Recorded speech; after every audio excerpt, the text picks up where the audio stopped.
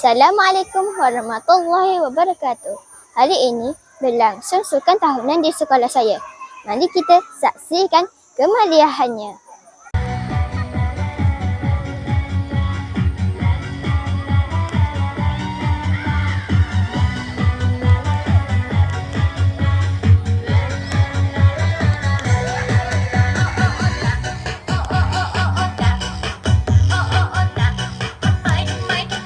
Kontijen prasekolah diketuai oleh Cikgu Azma dan Cikgu Ida serta dibantu oleh Cikgu Ayu serta Cikgu Animi.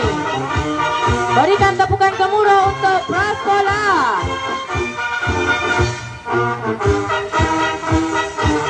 Kontijen yang mengikuti rapat daripada belakang adalah daripada Rumah Kuning dengan tema Bunga Matahari.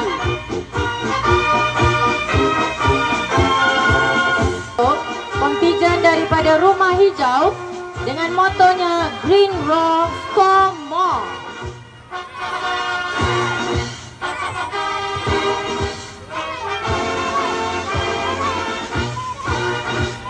Membawa paduan bunga-bunga dan juga burung, flora serta fauna.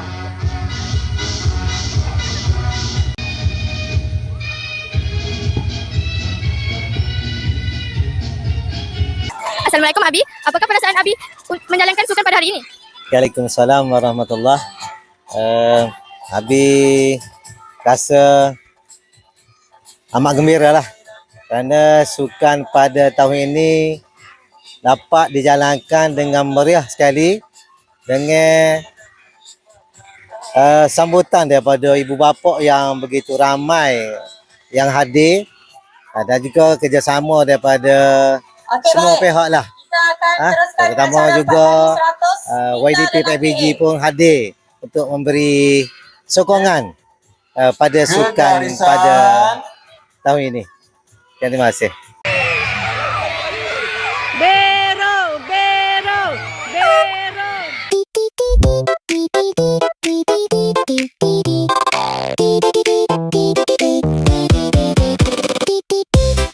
Assalamualaikum PKko. Bolehkah PKko jelaskan mengenai perjalanan sukan pada hari ini? Okey, terima kasih. Sukan pada hari ini bermula lebih kurang pukul 8 pagi yang mana kehadiran murid ke rumah sukan masing-masing, kemudian kita buat sedikit senam robik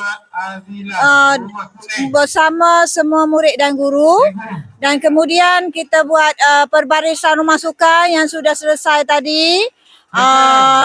Dan juga lawatan juri untuk penjurian rumah sukan tercantik kita sudah buat, dan sekarang ni adalah acara pertandingan acara balapan yang melibatkan murid kategori A, B dan C, lelaki dan perempuan.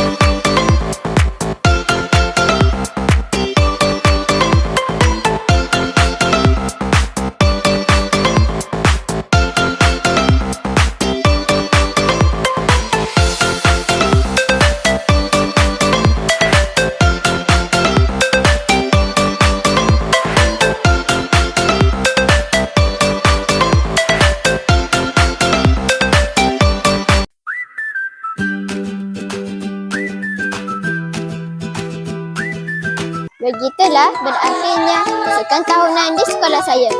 Jumpa lagi. Bye-bye.